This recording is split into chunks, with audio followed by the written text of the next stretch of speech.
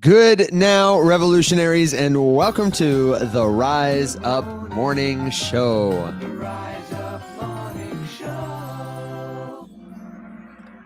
Alex, I got a new pair of headphones last night. I was really sad. I couldn't fix my old ones. And these headphones cost me $9. And first of all, they're already more comfortable than the other ones. But the bass, man, it's like the Rise Up Morning Show. It's like so bassy. So let me figure that out. How are you doing today, man? Oh, not bad. Not bad. Not Not bad. That was that was a pregnant. Yeah. Well, I hope that however you are today, that this show finds you well, that it is indeed a good now for you. That is what we say to our friends in the global audience, because it's morning, it's noon, it's night, whatever it is for you, it's time to rise up. If you're just seeing us for the first time, hey, stop, don't scroll. If you've got questions about cryptocurrency, if you're curious about blockchain, about Bitcoin, about what it all means and why it might matter, then I would love for you to stop and spend some time with us, because there are a lot of ways to learn about crypto, Alex. And I would say not all of them are created equal. And it's not like we got a monopoly on, how to do it right or best or anything like that. But you are a lot safer here, I think, than in a got to pump it up. Hey, or, any number of other places you could be on the internet. Yeah, you are safer here than you would be if you were actively being carjacked. That is true. Oh my God, listen. Fact check yourself, brother. So if you have questions, let us know. The best way to get in touch with us is after the show. Check out the Rise Up Discord server. It's a totally free community that you can engage with other learners at all levels of experience. You can ask us a question. You can share what you know. Get a double check. Is this a scam? That kind of thing. The best way to learn crypto is with others. And the only thing missing from our community is you. I've got a pinned video at the top of my TikTok profile. And we have a link at theriseupmorningshow.com to a tutorial that'll help you get there if you've never joined a Discord server before. Our friend Will is feeling a little bit under the weather today, so please do let him know that you hope he feels better. He'll be in the Discord, I'm sure. But make fun of him for having a weak immune system. Sorry, did I boo him? I meant to say he's really quite sick. Come for him. So I know he'll appreciate that. Good morning, everybody. If you got a crypto question, this is the place for it.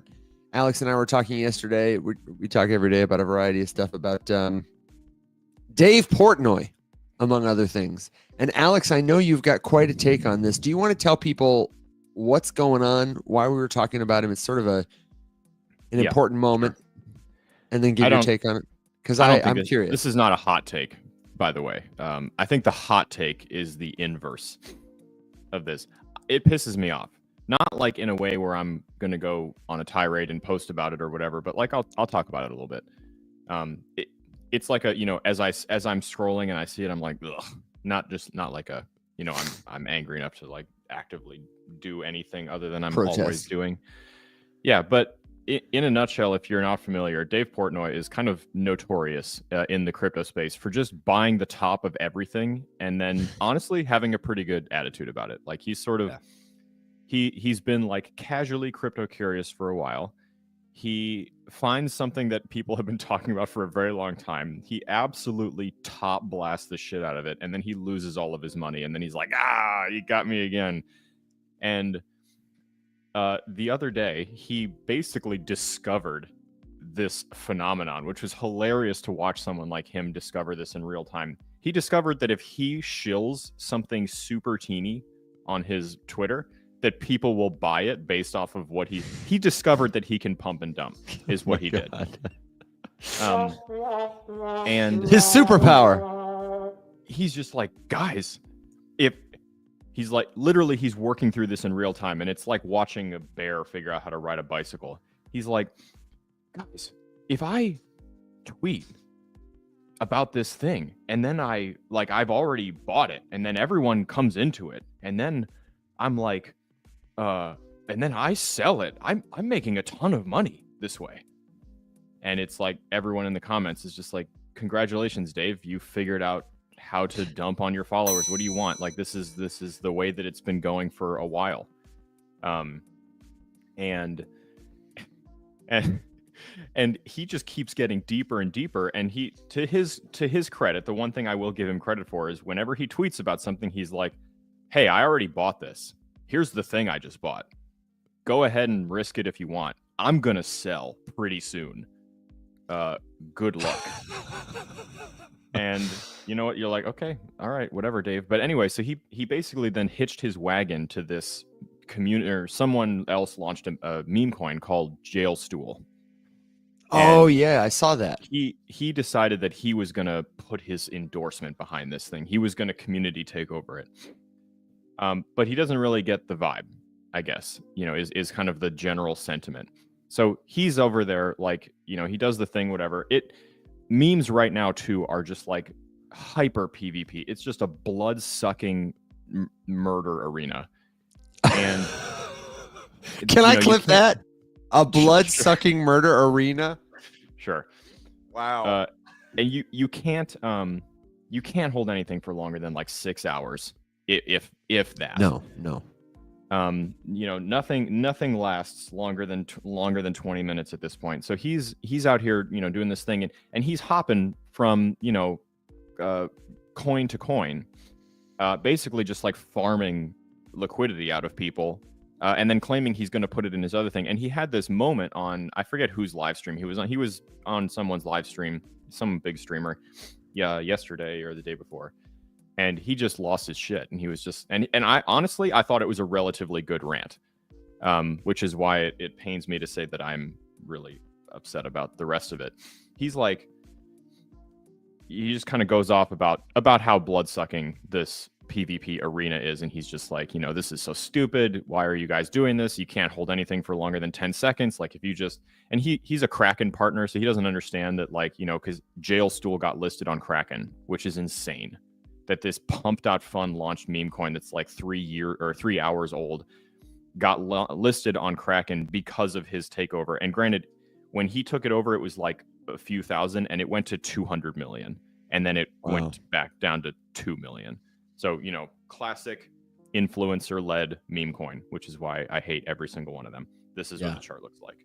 Just a pyramid.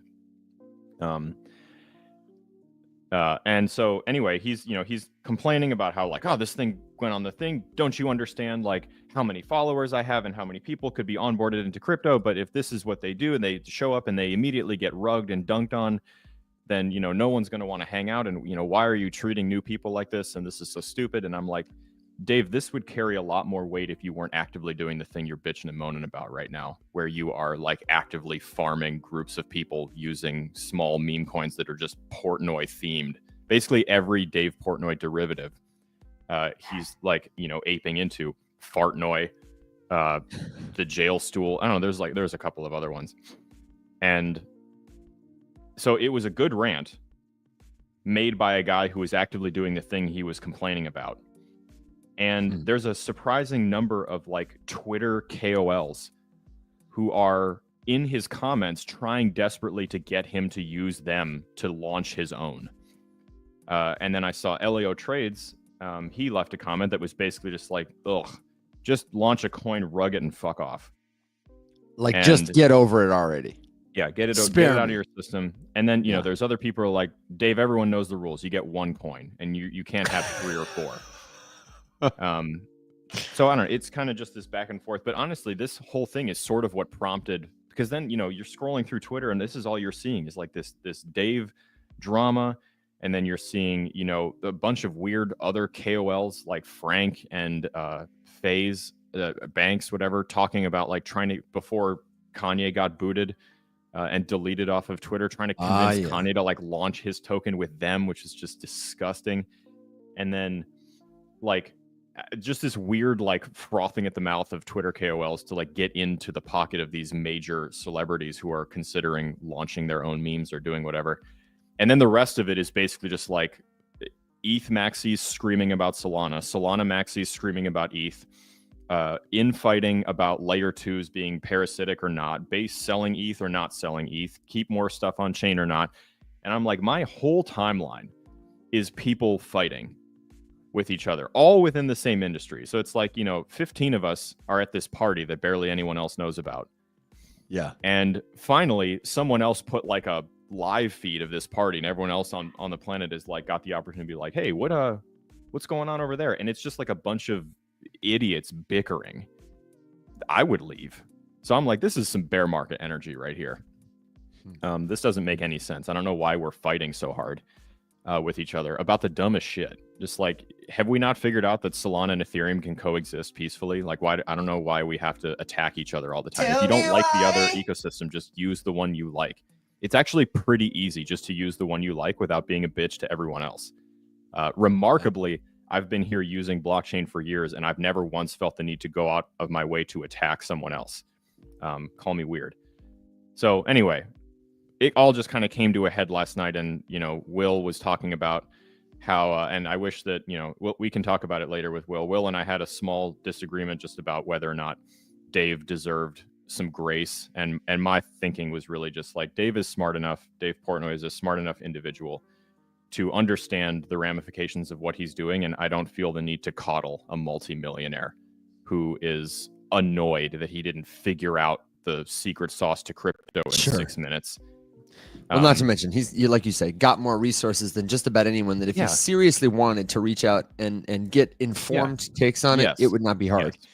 But the problem is the void he's shouting into is the one where, he's going to get the reply guys in his comments who are like, Dave, let me help you launch your token, bro. It's like Congress, right? I complain about Congress all the time. I'm like, you guys have the ability to call on any expert you want to teach you whatever you want about anything. Why don't you take that opportunity? So yes, Dave could like shut up for 4 seconds, not top blast some piece of shit meme and rug everyone else with it, and just like read something informative. And I really like to think, and maybe this is wishful thinking, but I really like to think that people, if you just sat down and read the thing, like audit someone's page who is a social media content creator in crypto, you can see what kind of a person they are and how they talk about the space like relatively quickly. So I don't know why we don't like look a little bit further and try to talk to someone who's not a psychopath. If we're actually trying to like learn something about the industry. The big thing for me was like, I thought, like you said, his rant made a lot of sense. He's discovering in real time the PvP nature of this stuff and how a lot of people who come here will lose money because that's the first thing they'll see. They'll think it's all that crypto is. They'll get burned. They'll never come back for the stuff that could really make a difference in their lives. And what bothers me is that he seems to get that and then still chooses to do this. Like there are a lot of people right now who are making their internet personalities meme hunting. And like, honestly, I'm fine with that. But what I'm not fine with, and what I feel sort of a quandary about, is the outcome of that and the outcome of platforming that. Like, I get that it's a fun thing to do, to like go hang out with your friends and like we talk about it all the time, gamble on some shitters, and just find silly, stupid memes. Yeah, but like, that's Go ahead. Just that's my point. He was doing fine, and he was getting hosed, but like, he's got plenty of money. He can afford to get hosed a couple times. And then he could have been like, guys, I can't figure out this meme coin thing. Like, what are we doing here?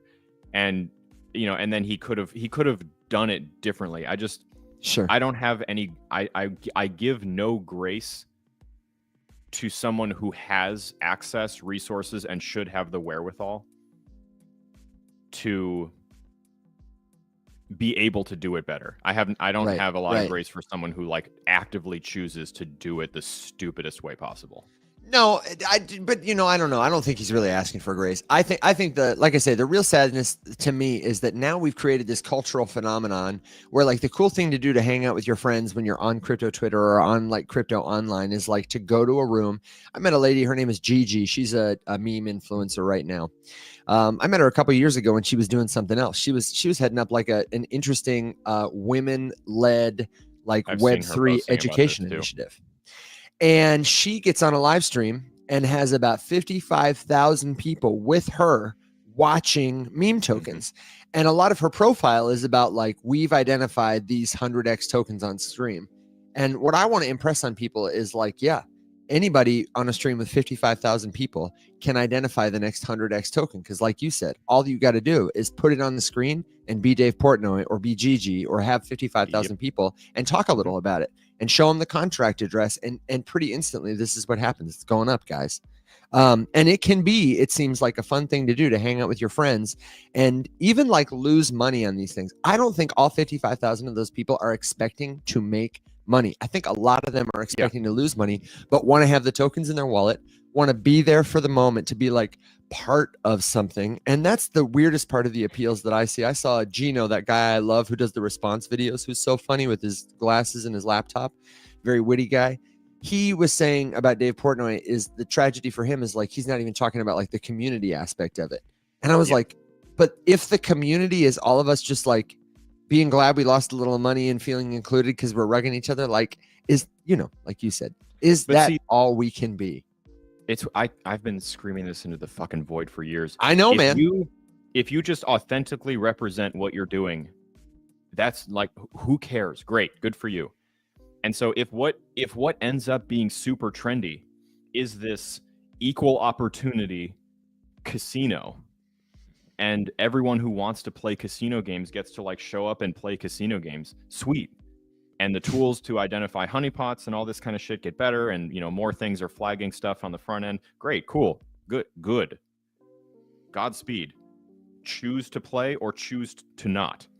I don't feel bad for people who are on crypto Twitter who like know how this game goes, who tried to time Jailstool and missed it. Plenty of people made money and plenty of people lost money. The problem that I have is the way that people talk about this shit, as if everyone who does a meme now is gonna be different. There's this guy on here on TikTok, the Authentic Developer or something. Found him at one point and he was talking about like being a blockchain developer, and seemed like it was about to be this thing where he was going to talk about how to code smart contracts or how they work or something like that. I'm like, okay, interesting. No, he's just some fucking grifter buttering up an audience by pumping them full of hopium about being this special community learning to trade together. And he's just about to launch his own meme. But this one's going to be special. And like, this one is like a safe place to put your money in. It's just like, people watch the meme coin thing. They see that people have lost money. They take advantage of the fact that some people are like upset about that because maybe they don't fully understand how it works. And then they come in with their own token. And I can't tell you how many fucking influencers I have seen launch a token with the sales pitch. Mine's going to be different. This one's rug proof. We're going to do something good. This is a good place to be. Get the fuck out of here. Fact check yourself, That's the brother. cringiest shit ever. I would literally have more respect if you showed up and you were like, hey man, it's a meme. It's a vicious dog eat dog world. Like, good luck. Yeah. I would have infinitely more respect than, no guys, this one's fine. It's like, no, it's not, because plenty of people know how this works. They watch you do this, and what do they see? I'll tell you exactly what people who play the meme coin casino see when they see a community run by an influencer of any variety, TikToker, Twitter, major celebrity, buttering up their audience to launch a meme and then launching the meme. You know what you have? You got a bunch of people who are going to bag hold that shit to zero and feel really good about it and feel like if they sold, they'd be betraying the influencer that they love, whose community they're honored to be a part of. And everyone else who's looking in from the outside that never participates just sees people I can milk for liquidity for fucking ever. And then you've got an influencer whose reputation's now tied to this sinking ship because they all fail. Newsflash. And then their audience who's like sad and buying the dip because big things are coming. And then everyone else is just like, okay, we've milked everything we can, move on to the next one. Luckily, there's no shortage of content creators willing to grift their audience's goodwill and loyalty to what, I don't know, get popular. In return, you just tarnish your reputation and sink the ship and make hose all of your $10,000 followers. Unfucking believable shit. Yeah. So somebody asked a while ago, and it should be apparent, I think, but I want to make it really clear and try and help you. If you are in a community like this, like there's nothing wrong with spending your money on anything you want to, as far as Alex and I are concerned. But the problem with spending your money on, and this is weird, Alex, we haven't had this conversation since Trump launched his token. So I kind of think this is an important one to explicitly revisit. Somebody in the comments is asking if we had heard of Crypto Granny's coin, talking about Bougie. Yeah, And everything Alex said about influencer memes applies there. And in fact, if you've got an influencer meme you've heard of, you drop it in the comments and I will hit the ding for every time it applies. And spoiler alert, it applies every time. If you launch a token, the last, I don't know, 8 years in our space, it has been clear that if you launch a token that is speculative because it is tied to the meme of your identity, and you have a public platform, whether you're Dave Portnoy or one of those influencers, and you get online and you tell people to buy it, or you indicate they should, or teach them how to buy it, and all it is a vehicle to speculate, then it is, we have, numerous voices contributing to this. It is in violation of the Howey's test. It is a security. And in a world where we're like, is this crypto a security? Is it a utility coin? But it does this, but it does that. They're way on this side of the spectrum. They check all the prongs of the Howey test. You are investing in a common enterprise that you believe will go up in value because of the efforts of someone else. It is absolutely red flag, ding, ding, ding. It's a security. But because the SEC and other regulators have chosen mostly to go after bigger crypto companies who are trying to be compliant about issues unrelated to that phenomenon of people launching a meme tied to their identity. Mm-hmm. Now you have the president of the United States launching a meme coin, and people in many places, I heard somebody on the Unchained podcast say, more or less, seems like all bets are off now. It seems like that has given everyone the go ahead. And it's not like I or you or Crypto Granny is as powerful as the president of the United States. And it's not like the laws have changed. Frankly, we could use some new ones. But now it is more, these people are more emboldened than ever. They're more out of touch than ever. How is someone supposed to come to our show and believe and understand, like, yeah, this is illegal. Yeah, you shouldn't do this, when the president of the United States and Dave Portnoy are over here doing it? You know what I mean? Like why? I almost feel like why do I even bother moment? I think it's right to stand up for, but I don't know. I'm not mad at it because it's illegal. I'm mad at it like you are because it's a zero-sum game and people don't label it properly. But go ahead. Yes. Yeah, I want to be clear. Like, it's sincerely illegal. Yeah. But at the end of the day, literally, it's been trending on crypto Twitter since the Trump meme launch that crime is legal, and that's the theme of this current chunk of the crypto season that we're in. Crime is legal.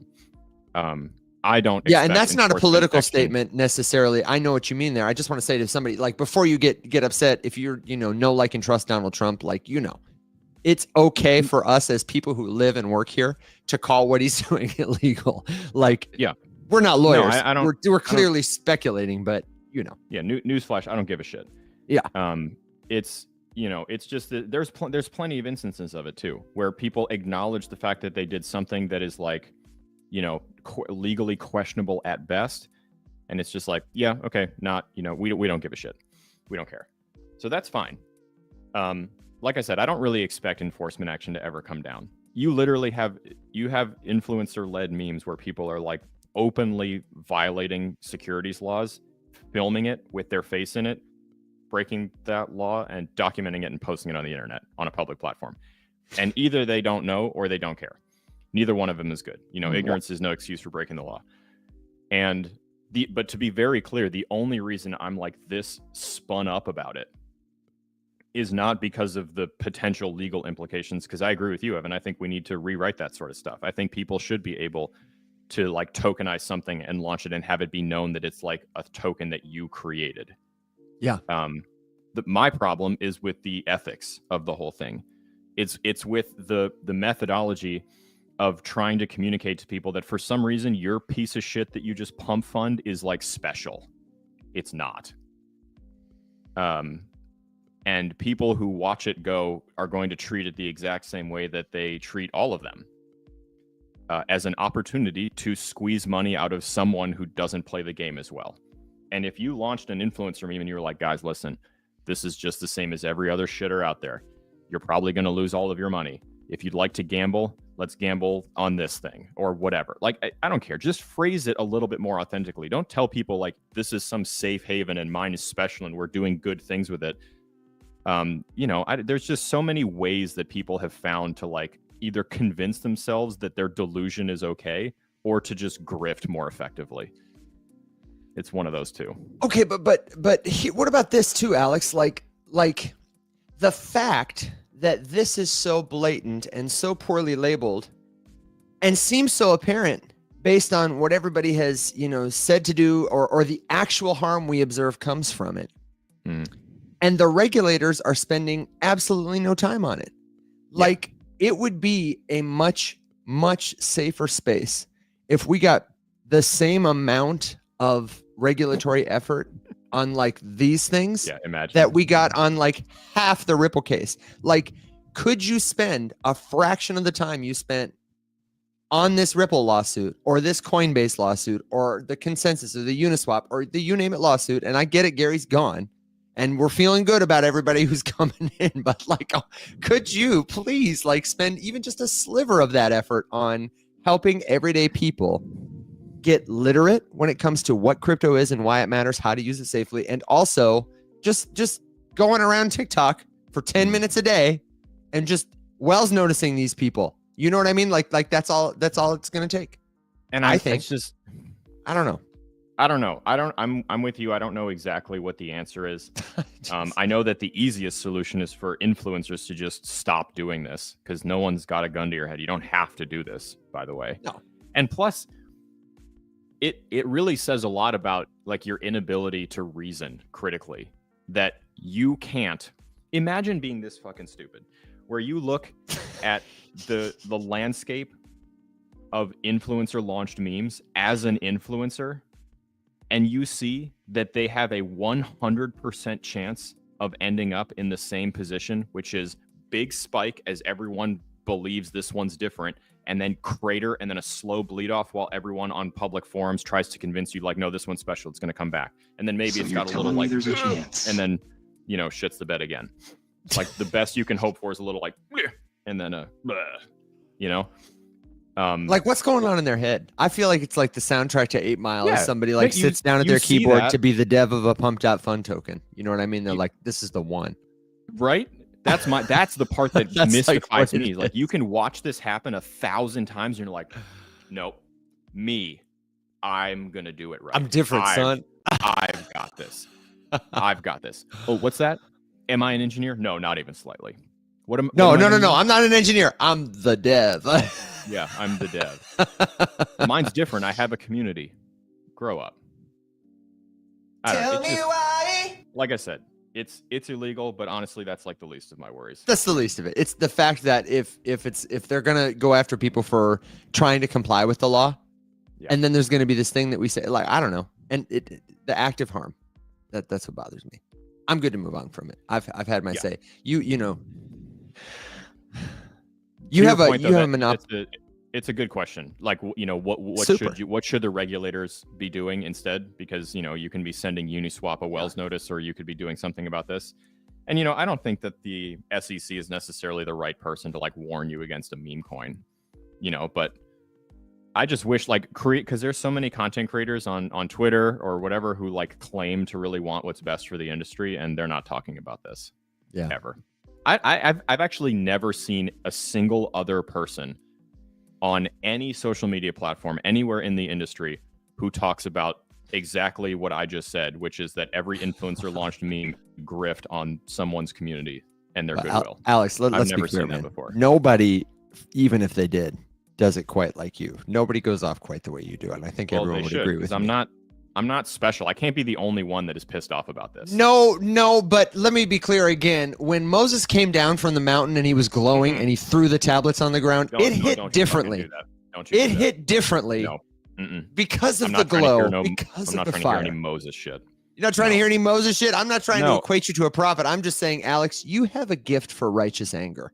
I think you are touched inside. You are blessed. I'm really good at being pissed off. Speak. That's true. You just have a gift for it, and it resonates with people. It is the kind of anger that people are like, yeah, man, this guy's got a point.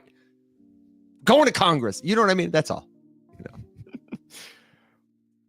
I don't know. So. It's whatever. There you go. Apparently Coach Ty did it. Can't believe he waited this long. Oh my God. Don't come for me. All right, let's do something else.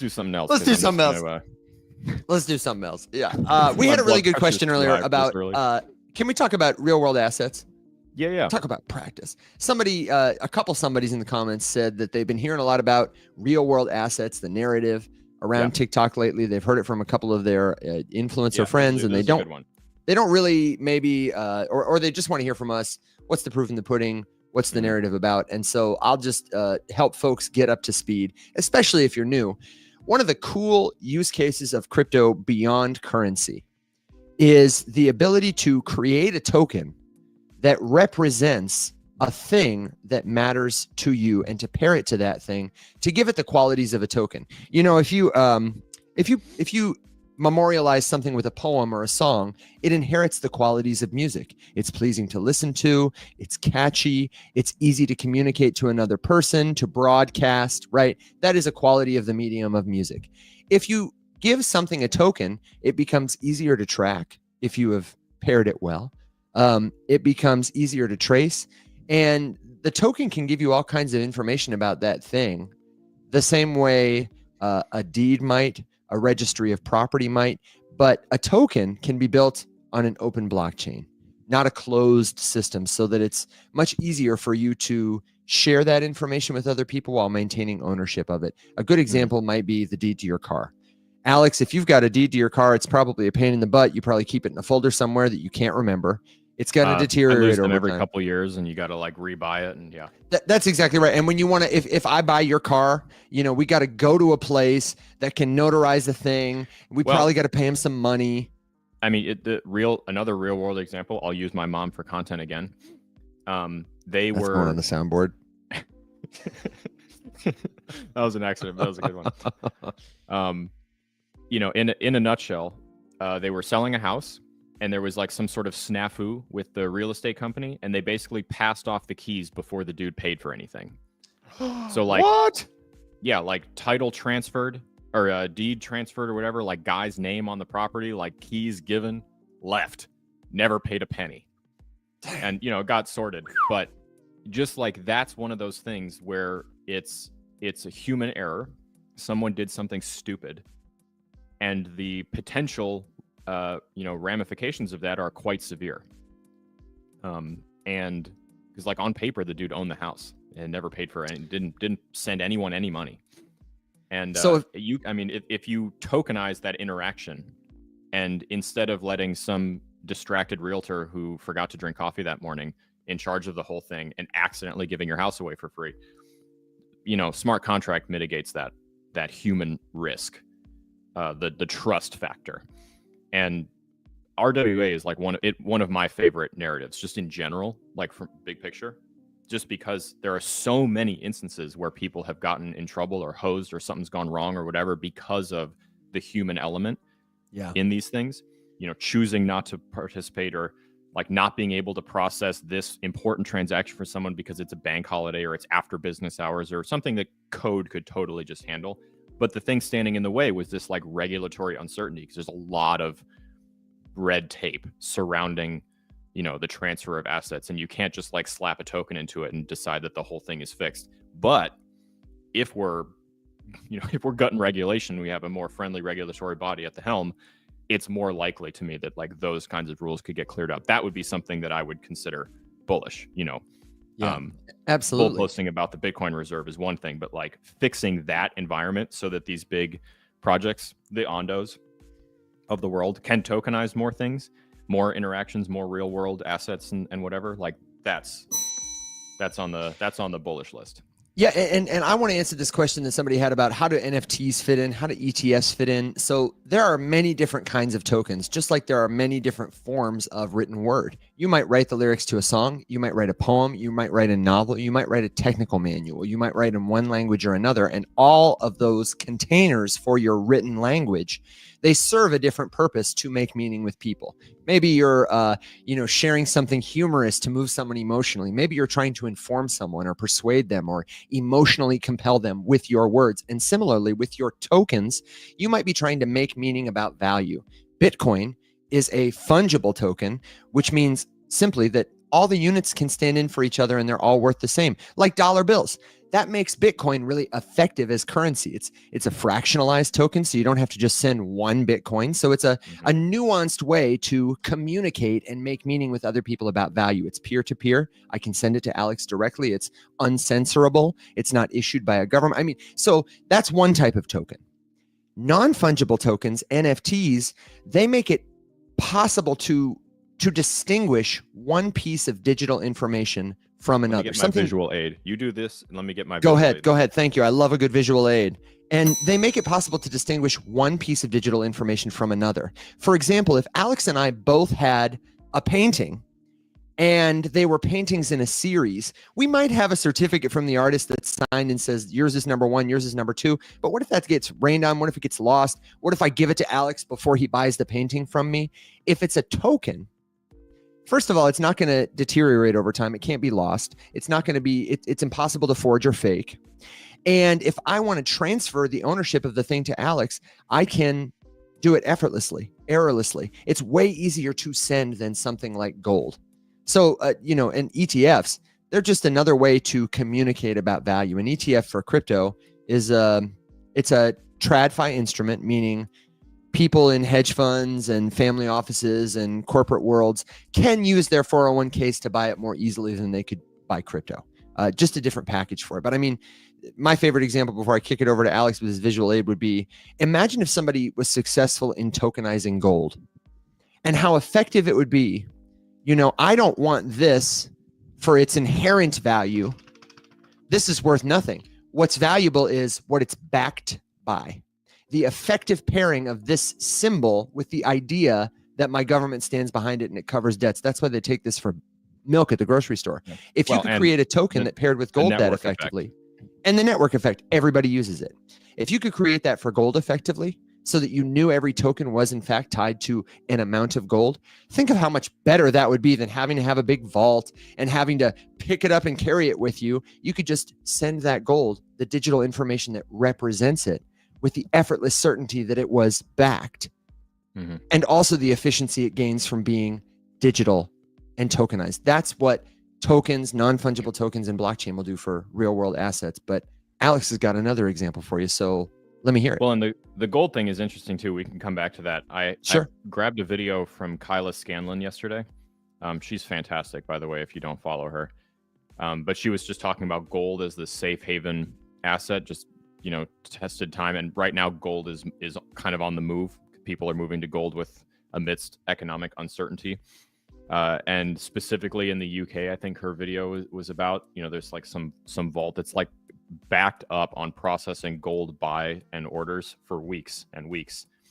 And so, could tokens help? Yes. I do, just for the record, I still have some reservations about, a token that you send to someone that's like on paper backed by a physical asset, just because it's hard to tie those two things together. And like, yes, the contract could be more secure in token form. So like, it's not going to hurt it, but it also doesn't fill me with the warm and fuzzies the same way that like having the token inherently be valuable, not because I can go somewhere and redeem my token for gold in a vault, because I still have to, at the end of the day, trust that the people guarding that vault don't just take the gold away.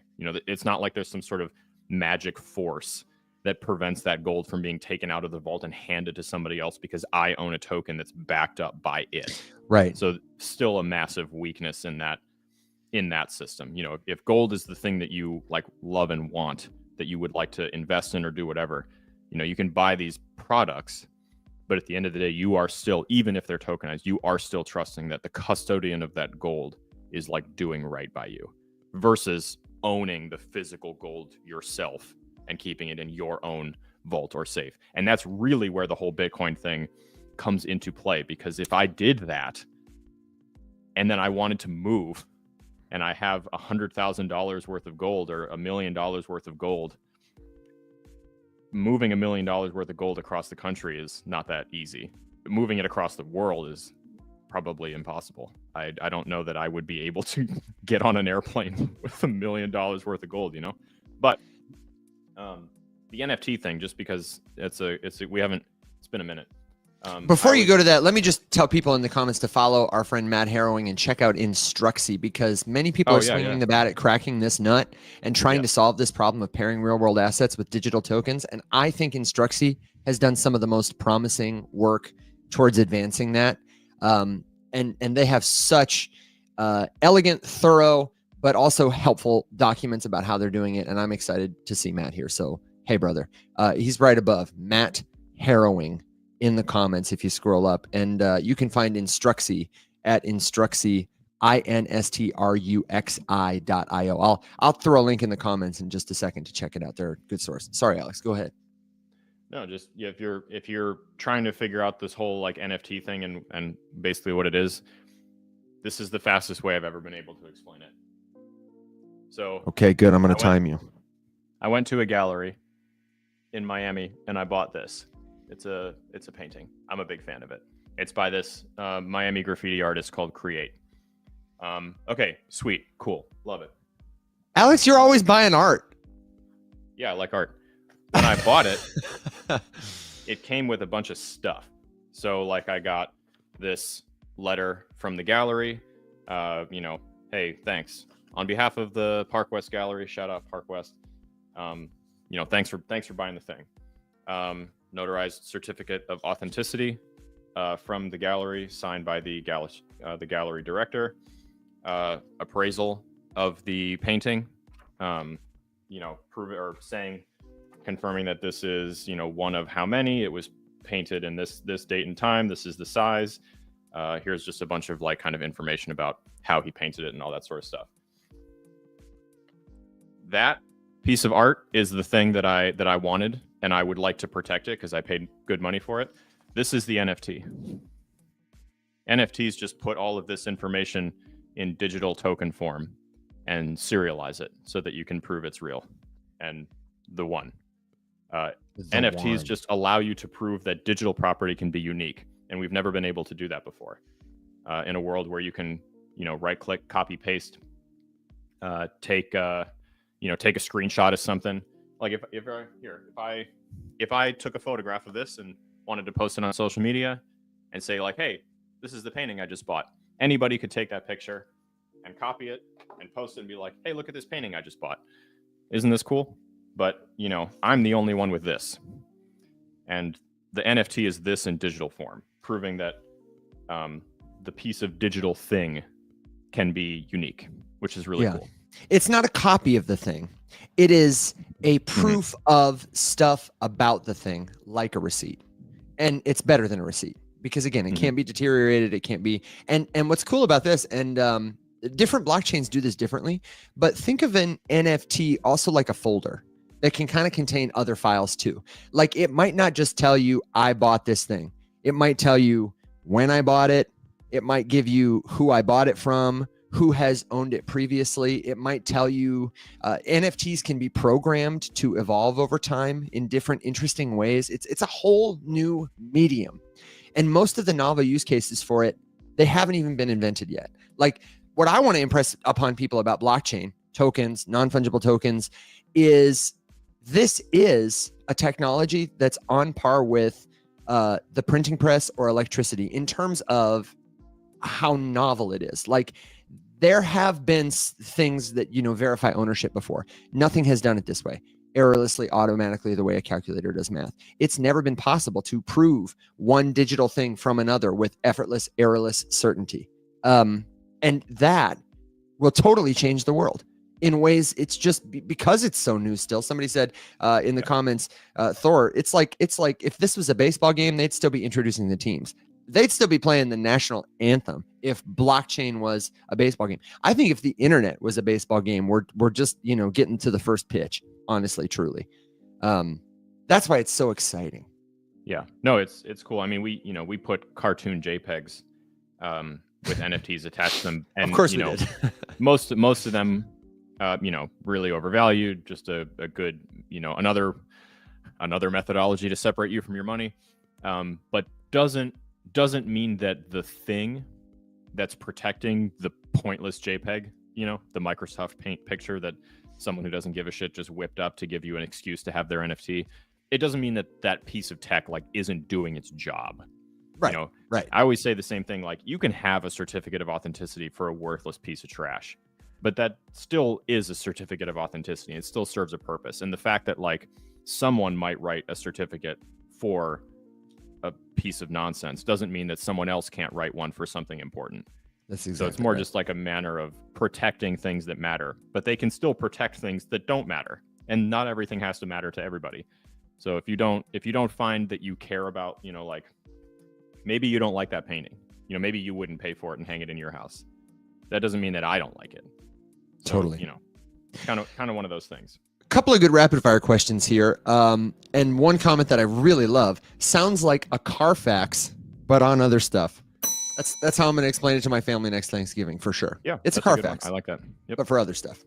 And are those self-produced is the question that Sovereign Wolf asks. Like if you're the creator and you want to protect your work or create an NFT for it, do you make it yourself? And the answer is you can.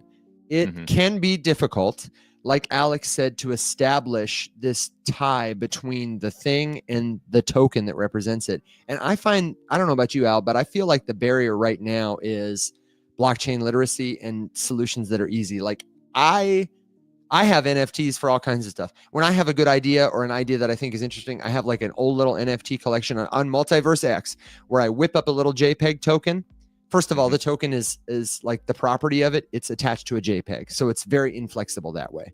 I'm not a coder. I don't have time to learn right now. The NFT works for me. I just want to establish a record on chain. I can write a couple things about it and then tokenize it forever, like a little receipt of this idea I had.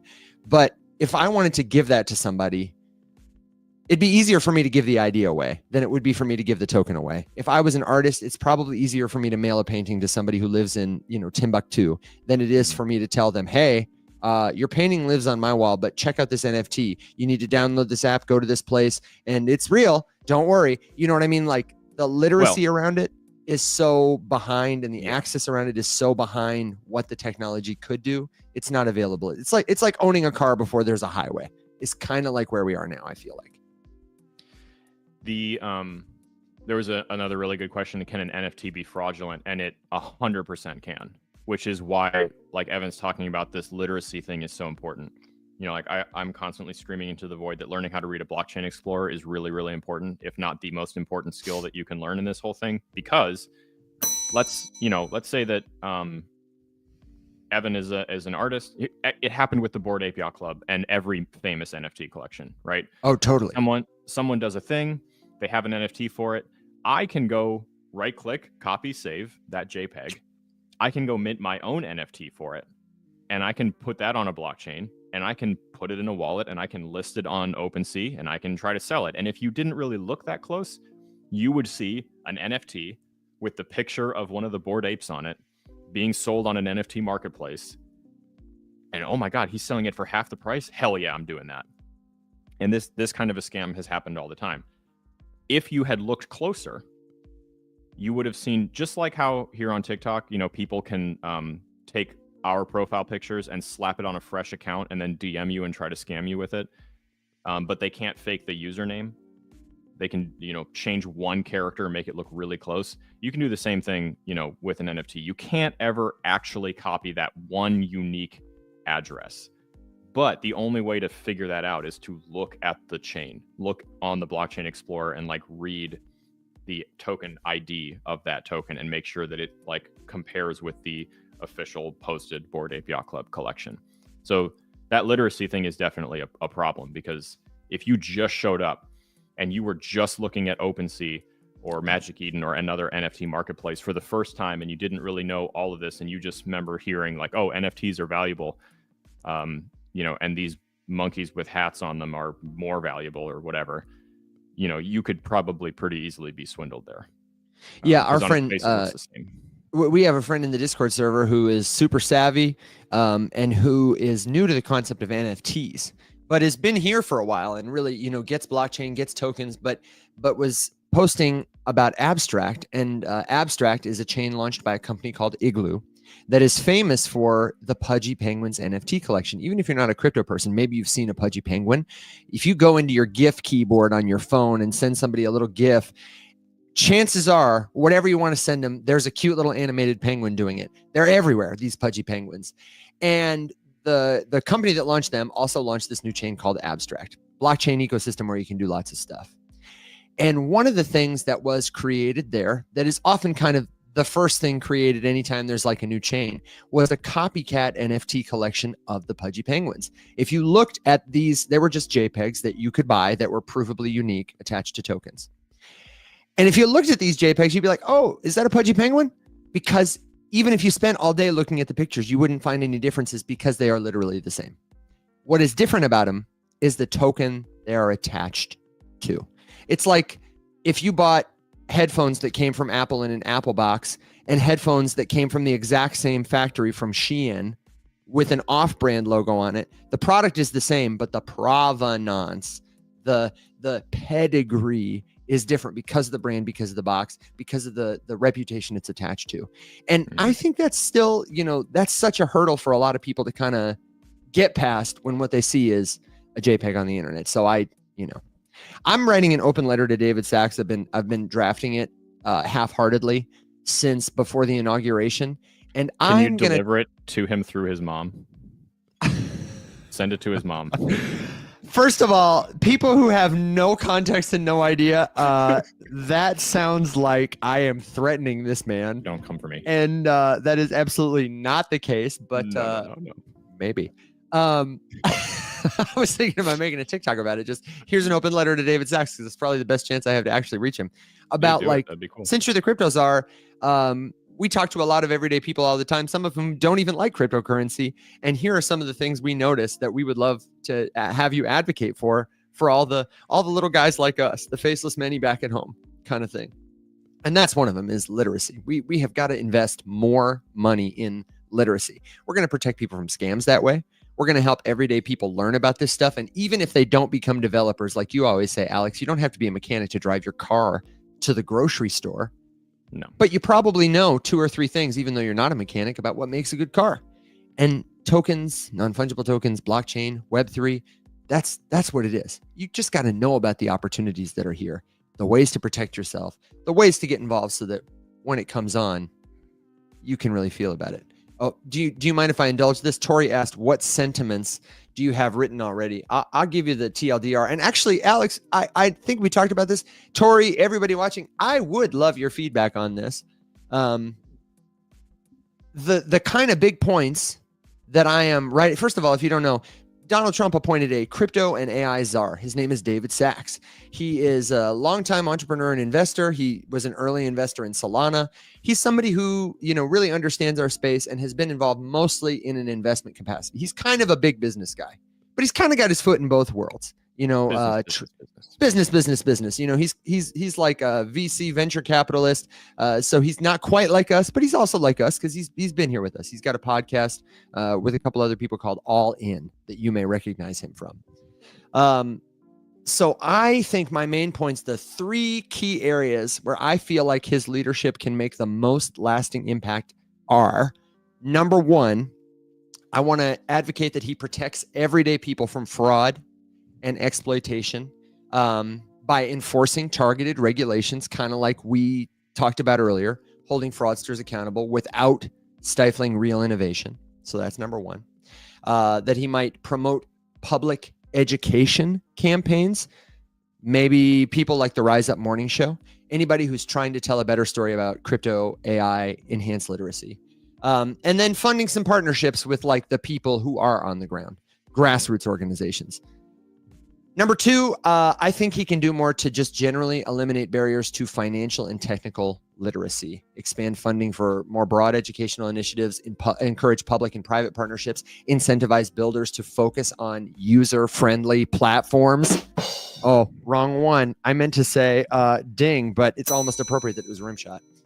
And then I definitely want to see, the third one is champion policies that promote innovation while prioritizing public good. This is like more of a personal thing.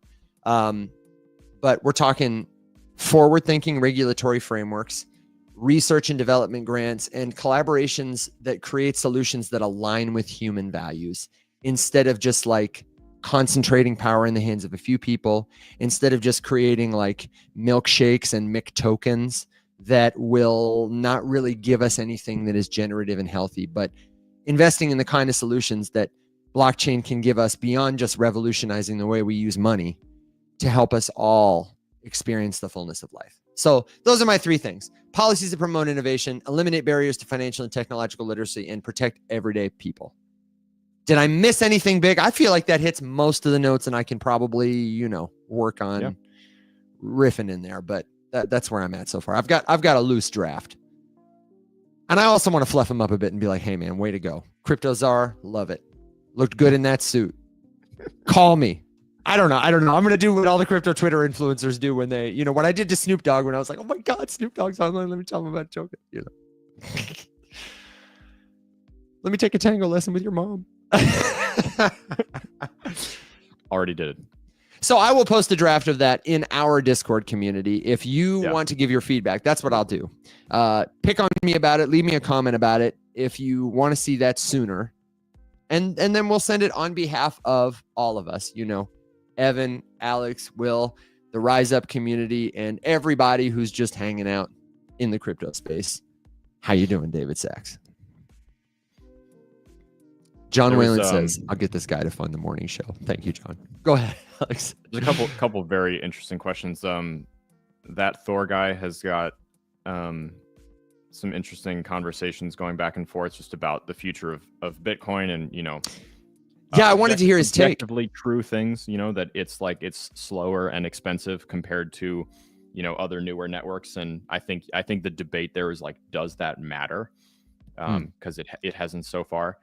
And then there's an interesting question from username is escaping me, just about like tokenizing work or skills if you're a tradesperson or a craftsperson of some capacity. I think that I'm following, but that would be a good conversation to push in Discord farther, just because I know you guys are really severely limited by comment character rate limits. Doesn't that suck? You get like 6 to try to ask complex questions. Sometimes it's very hard. I think there's a long way to go for some of this stuff, because one of the big, like I said before, the trade and crafts question I think kind of relates to the RWA narrative, the real world asset narrative, tokenizing things in the real world to make them harder, better, faster, stronger in whatever capacity blockchain can enhance all that stuff. There's for me, there's still a massive inherent weakness in that narrative. While I support, in theory, I like to be a cheerleader and say that, yeah, I'm in favor of tokenizing more stuff and putting more stuff on chain. When we move away from transactions like of a financial nature and not just like an asset transfer, let's take the deed to the house kind of a thing. If I tokenize the deed to the house, it's still possible that someone breaks into my house, right? And like me waggling the deed to my house in someone's face doesn't necessarily prevent them from being able to break in. Like I mentioned with the gold in the vault, like I can buy a token that says it's backed up by gold and all that sort of stuff. So I think with the skills stuff, like tokenizing your craft or your trade, I think you can add tokens to these things and they can make the experience more rewarding or more valuable. It makes it easier for you to track your supporters, your purchasers, your community. It makes it easier to create better like loyalty reward systems, things that can be transferred. It puts more ability to transfer value in the hands of the people that you want to have it. It can protect anonymity. You don't need to collect a whole bunch of personal information about someone to keep track of where they are. If you just have a wallet address, you don't need anything else, which is, huge. Yeah, you can use this stuff anonymously, privately, even though it's tracked. Yeah. And I think we're a little bit away from that. There was another really good question, like how does regulation impact decentralization? You guys are asking dense questions.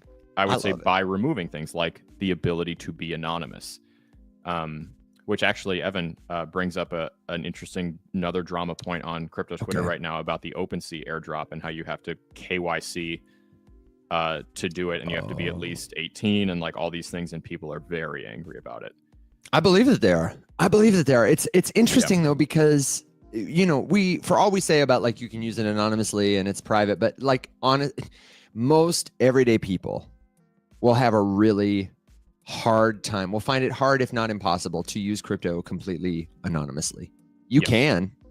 It's inconvenient. And that's what I really would, want, more than anything, just for the record. The ability to do it anonymously, but too. Also vehicles to do it not anonymously if you don't care about that or you don't want to. Yeah. I want options. I would like choice. Instead of the illusion of choice, the German philosopher Schopenhauer famously said, you can do whatever, or what? God damn, I'm going to butcher this quote. Hang on. Before I tell you the wrong quote, now I'm going to fact check. You got to look myself. It up. Fact check yourself, brother. Mike, what you talking about, man? Our friend Mike in the comments is talking about, Alex is talking about the extolling the utility of tokens, but won't do one. I'm sure there are lots of thoughts. We have done many tokens, mostly, POAPs and non-fungible tokens, but come back to that. What's the quote, Schopenhauer? For the record, I was about to be right. I just didn't want to take the chance. The quote is, a man can do what he wants, but not want what he wants. And that's dense. That's deep. Yeah. I think it's extremely applicable to this industry. We want to be involved because we like the idea of decentralization and the idea of anonymity and the idea of peer-to-peer, and yet we are pretty much shoehorned by available tools to the everyday consumer to use a middle person like a Coinbase or a Kraken or a Binance to relinquish anonymity by KYCing on one of these platforms as the only way that you can get any of these assets, or just by the nature of having to connect one of your other payment vehicles, your debit card, credit card, bank account, whatever, your identity is attached to all that sort of stuff. It's all tracked. So we can want it, but we don't get to do everything that we want. So I would like to see more vehicles for that. Yeah, and the relationship, I think, why I'm hopeful about more helpful regulation is like, I believe that a lot of people, I know that a lot of people have been discouraged from building solutions on chain because they are worried about the legal landscape, especially in the United States. But having more helpful regulations that support innovation, that clarify, that encourage instead of like discourage and retroactively punish people is going to increase the likelihood that somebody brilliant out there is going to build the next great user-friendly whatever blockchain solution that, Mike is going to go to work at Coinbase and build something super killer without worrying, am I going to get arrested today for, adding this thing onto USDC or something, running afoul of this law that I didn't even know about, that they didn't choose to enforce until this very second. That's why we need David Sachs to fund education campaigns, technical and financial literacy, that kind of stuff. It's tough to talk about and extol the virtues and then also say to people, oh, but it's not there yet. And can I just say, you said a moment ago, I don't think I'm going to clip it for the soundboard, but I just want everyone to have this picture forever in their heads, almost like an NFT that is ephemeral, of Alex. Did you say waggling your finger at somebody? I just got this picture of you standing in someone's doorway and you're kind of like going back and forth on your feet like this and going like that. And I just want you to know that. Did I black out? Did I say that? Yeah, I'm pretty sure you used the word waggling. And I mean that could be. I'll never not think about it. I'll never not think about it. That could be. You have to run it back. I don't remember. Yeah. Maybe. I want to address. So Mike had a question about, you're talking about the utility of tokens, but you won't launch one. Like Evan said, we have tokens that exist already. I don't need to add another one. And I certainly. Did you see his new token? His new comment, like membership and access to your stuff should be on chain. I'd like you to address that too. Yeah. And I agree. And I think that, I think one easy way to kind of break into that a little bit. I do want that. I've talked to groups like Unlock Protocol about being able to use their services to do something like that. POAP, I think, it gives you the ability to do this. We have an NFT collection that's existed for years that, could be used for this. That's what I would like to do, rather than like launch something new and sell stuff or do whatever. It's already out there. It's already in the hands of plenty of people. These things can be gotten. The problem is what I laid out in the beginning during my yelling rant about influencer tokens. If we were to launch a RUMS token right now, I know exactly how it would go. How would it go? Speculation would drive the price up. People who care about us and like the show and want to support us would pay for it. There would be an understanding or a thinking that this could make them money, which will cause people to buy more than they should at a price that they shouldn't and hold it for longer than they should. And then the price will go down. And then people will lose their money. And then the reputation of the show and us and the platform and everything will be tied to this terrible looking chart that behave the same way that all of these other things behave, and it's just unnecessary. There are other and Mike, I know that you know this, but there's just so many other ways you can put something on chain besides just launching a fungible token using something like Pump.Fun or another token launch service. There are plenty. So I'm just not interested. And no, to your point, would I personally rug you? No. Does that matter? No. It really doesn't.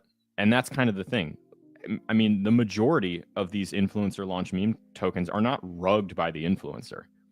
But you don't need me to rug it, because either I have to own all of the supply to prevent a rug, which is bad, or it doesn't matter and someone else will slow rug it for us. Just because someone like rug pull is a term that gets misused all the time. It's a very specific action that can be taken, and rarely is it actually the case with these big things. Not every scam is a rug pull. A rug implies that like someone in a position of control who has access to more of the supply is able to remove liquidity all in one shot from a project. If you don't do that, it doesn't mean that the token still can't go to zero, because everyone else who's participating sells it and walks away and no longer thinks it's worth anything or whatever. So yes, it's true that I would not launch a token and rug it, but that doesn't matter. It would still go to zero, and it would still get people hurt, and it would still just be generally bad. It would not, I don't think it would serve a purpose or be beneficial at all. I want to address this comment too from that Thor guy. I agree, but you can have it in a contract. When you buy the coins, there's a minimum hold time. And I want to tell you why I don't think that's an idea I would support. I don't like the idea of speaking about the virtues of owning digital things on one hand and the tools to do it, and on the other hand saying, here are the terms and conditions that come with your purchase. I really don't like that. I think it is fine to define parameters of a token, but I'm not interested in how they might limit someone's ability to exercise ownership. I want that person to be able to buy, sell, transfer, and I don't want to enforce the idea that the only way to capitalize value is by selling it when you unlock it, because that's what that does. It's like holding a dog back who sees a squirrel. The harder you hold him back, the stronger he'll fight, and the faster he'll run when you let him go. I don't know if you've seen this, but in a lot of projects, there is they recruit early investors and they make them vest their tokens, meaning they earn them over time. They have an unlock date, and often it's like the same date for everybody, or, it happens sequentially or whatever. And what that creates is this like massive dumping event. If you just let people do what they wanted to with their tokens, some would sell today, some would sell tomorrow, some would sell 10 years from now, and you would have a much more organic looking market that emerged, instead of this chart where on May 3rd, everybody dumps and the candle, just goes to the floor. But that's truly why NFTs for this particular thing make more sense. Like take POAP, for example. It's totally a great product, right? So POAP is a free service. You can download this thing. It stands for Proof of Attendance Protocol. It's basically just like a way that you can prove that you did a thing by putting proof of the thing you did on chain. It's exactly what we're talking about here. So Evan and I, we've done it before. How many POAPs have we hundreds. No joke. Hundreds. If we could do a thing, we did one for the show. The last one we did, I think, was the 200th episode. Was the 200th show, yeah, of the show. So we could do another one where it's like, okay, hey, this is show 300 or whatever. We're going to do a POAP. It's got some little artwork attached to it that says, like Rise Up 300, whatever. You give it away for free. Anyone who wants one can click claim and they can take it and it can go to their wallet. And if you want to, withdraw it from POAP and send it to your own wallet, you can pay the gas fee, which is pretty cheap, and you can go ahead and do that. If this explodes and we're all huge and famous and, you know, doing whatever. All of our wildest dreams come true. It might at some point in the future be a cool collector's item to say, hey, I was at show number 300 and I have this POAP to prove it. And anybody can check the chain and be like, oh yeah, cool, you actually were there. I can see from your wallet history that you claimed it on the same day at the same time that Evan and Alex launched POAP number 300. That's neat. I would like to own that piece of you know, history or whatever. I'll give you $100 for it, and you can decide was that worth it to you or not. That creates this like peer-to-peer interaction between two people who are exchanging value because they think that something is worthwhile. It does not play into this like pool of money that anybody can just like look at and see and abuse. And it would be cool if we could just launch a token and everyone could like get a little bit, $5 worth of it, just to show support and do whatever. That's just not how it works, unfortunately. So NFTs for me are way more exciting in this arena than and I like the idea of tokens too, but I would want to have like fungible tokens. I mean, I would want to have many different tokens. And you know, Mike makes some good points. Why don't you just use Moxie or some other membership pass, Mike? Because it's hard. It's hard, man. Let me just tell you. Because I'm tired, Mike. I am tired. Okay. And here's the challenge, Mike. I have people who are 11 years old and 82 years old. And I have to figure out a way to get them all in a room together where they can all ask us questions and share what they know and learn and grow. And we say, rise up together. What do? Mm-hmm. I use Discord. Is it ideal? Absolutely not. Not ideal. But it works. And it's the best solution that I know of that's free, that does this, that does this. Okay. Discord does memberships also. That's cute and helpful. But Apple takes a big cut when you buy it through their, you know, devices. So we use Patreon for memberships because people know how to use that. They can pay with a credit card. If I start doing another service in another place that creates more friction, because Discord is where all the benefits of membership are, or our website. If your solution doesn't integrate with my website, if your token doesn't give you a role in my Discord server, like, oh, you know what I mean? It's a painful thing for me. And if it's painful already, I have to say to people like, come to our website, get a free trial for premium on Patreon, come to the Discord. Oh, have you seen the Patreon yet? Oh, by the way, we're on YouTube. You know what I mean? Like, I just don't want more friction. It's a lot. When it's easier, we'll do it. We'll do a lot of tokens. Can I clarify something really about that? I mean, people have asked me about paying for the subscription in crypto, and I wish that Patreon had an accept USDC option. That'd be cool. Mike, call Patreon. And Mike, can you build the widget that makes it happen? Because if you make it so, we will do it. We want to accept more payments in crypto. Yeah, we'd do it in a heartbeat. Look at that. Before I asked, on-chain tech was being hailed as amazing. Now that I've asked, it's too hard. What do you want from us, man? Hey, man. It is the vision of where we're going. It can be amazing, and it can also have still a barrier to entry in some places, which gets better every single year. Yeah, that's right. And wouldn't you rather hear people like us complain about it, who use it every day, who understand it, than just somebody who, you know, has looked at their Coinbase account for the very first time and says it's too hard? You know what I mean? Like that's helpful, but you're not harsh. To your point, like different people are they're at different places. In the whole experience and journey, and you know, it is such a nothing burger for someone who's been doing this as long as we have to say like, oh yeah, just like, you know, spin up a token over here, mint it over here, do the thing, you know, get the wallet, whatever, hold it there, write a little program to scan to make sure that people are holding whatever. We've had a Discord bot that can scan for, you know, requires you to connect a wallet and be holding a certain token to get a certain role. Done that a lot. But the barrier to entry when you are working on onboarding the brandest, newest people and baby stepping into all of these different things, it's just a lot to hit someone with all at once. And my number one piece of feedback is this is terrifying and intimidating, and it's way too much, and I don't know where to start, and I'm overwhelmed, and goodbye. And so hey, you gotta start small.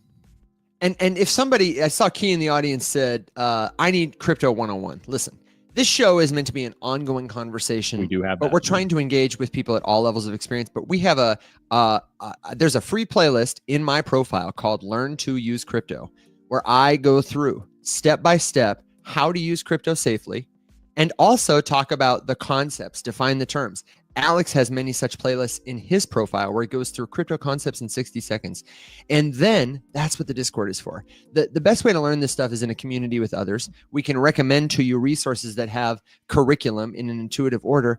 And we also have a really great recording on our website. You can get it for $15, or if you sign up for the premium trial, you don't have to pay a darn thing, and you can get it for $6. If that's prohibitive to you, just hang out with us a little bit longer. But it's a great 2-hour seminar. You can watch at your own pace that will take you through what this is, why it matters, some of the key terms, how to start using it safely if you want to. And then you come back with questions. That's kind of the vibe here. It may seem a little slow and a little roundabout, but hanging out with people like this, that's the absolute best way to learn. Don't learn crypto by just buying something that you don't know how to use. Don't learn crypto by just following someone's advice to purchase this token because it's going to go up in value in the future. That's an easy way to lose money. I don't know about you, Alex, but that's the way I see most people lose money in crypto, is they bought something before they really know how to use it. And if you just learn that, you'll be so much farther ahead. Yeah, false pretenses, definitely. We are going to have to learn, because this is going to be the new standard. My wife grimaces at me. Hey, listen, my wife to be grimaces at me too, but most of the time when she does, I deserve it. The rest of the time she's smiling me and supporting me, even though she says, I'm not quite sure where it's going. But long as Evan and you're early. So we're so early. Don't beat yourself up about don't beat yourself up. You have plenty of time. Now, Alex, we're speaking of time, we're getting to about that time where we need to ride our dogs and ponies off into the sunset. So I would invite everybody to give us a last question, suggestion, good joke, word of wisdom, thoughts on this. Have you seen this? And let us know what you're thinking about as you prepare for your Tuesday, or prepare to go to bed. And welcome Wednesday if you're living in Australia. Welcome. And then we'll be back tomorrow. So, Alex, you got a final thought, or you see any questions that you want to kind of wrap up on our way out the door? Scrolling a little bit here to take a look. Hold on. And hey, Art on Facebook, I'm so glad you're here. Bellator, Alex, is the question. Have we heard of Bellator? Isn't that a fighting thing like MMA? Yeah. Bellator? Yeah, am I nuts? Bellator MMA or a different Bellator? I don't know. That's all the context we have. So let us know what you're talking about, Art. If it's the fighting thing, I've heard of it.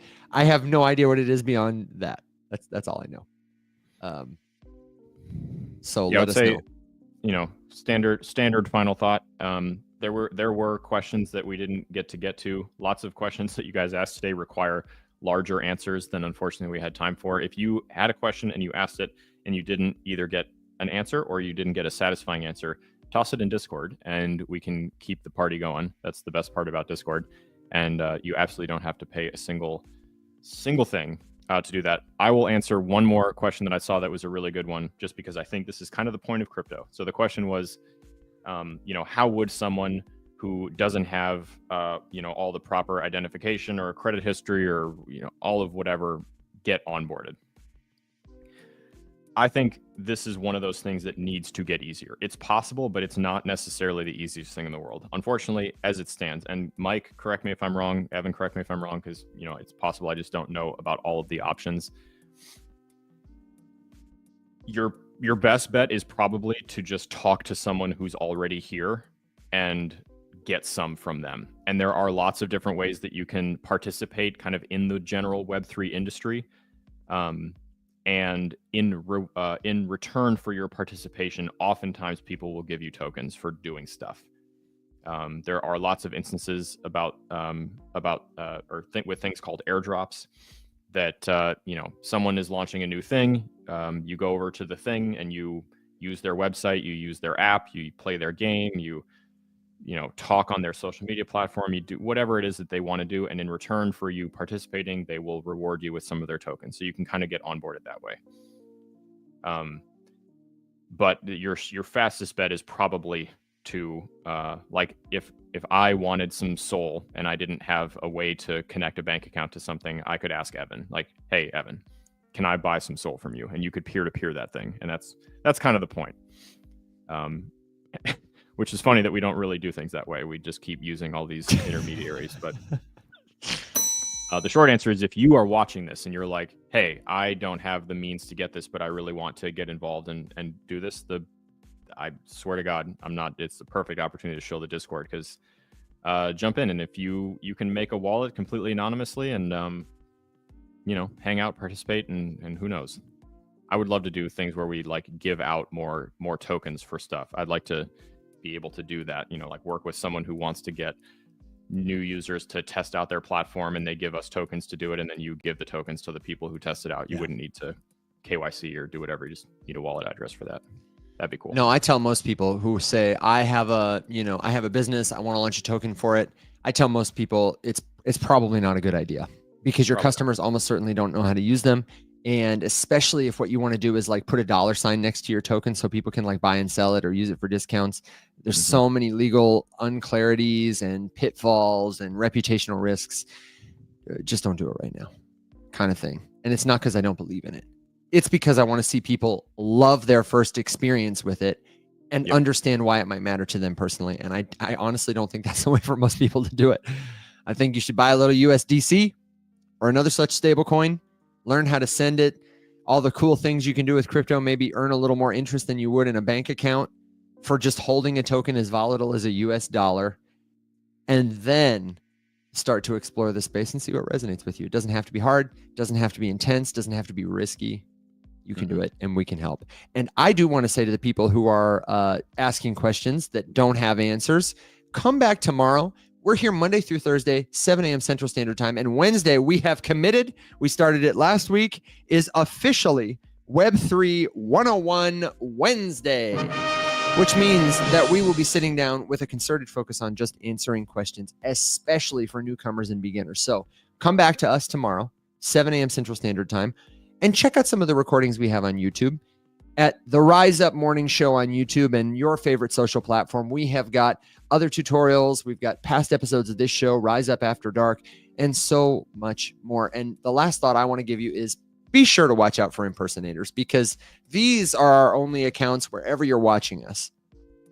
But there are people, I promise you, when you get off this live broadcast, that will have followed you, who look like us. And they are trying to leverage the trust that we have built to scam you and take your money. Alex and I, and every creator you follow, will never directly message you first, unsolicited, asking how you are, trying to build a deeper relationship, or offering you investment opportunities. Those are always, always, always scammers. We will never DM you first, not because we don't like you, don't want to hang out with you, but because we want to keep you safe. So if you want to get in touch with us, that's why we've created the Discord. That's the best way to do it. It's totally free. We do have some pretty cool memberships that support the show and get you a lot of value in return, but you don't got to spend a dime to learn with us or hang out on the Rise Up Morning Show, because it's the coolest place to be. I'm feeling good. You feeling good, brother? Did I rug you? No, I was gonna do the impersonator warning. It's a good one every time. Just watch out for them. Basically, just don't answer any DMs ever. Nothing good happens in the DMs. It goes down in the DMs, by which we mean it goes down. Your wallet balance goes down in the DMs. That's right. I am going to play this sound just because I haven't played it in a while. Thank you very much. And on that note, my friends, we're so glad you're here. We can't wait to see you again. Until next time, everybody, stay safe.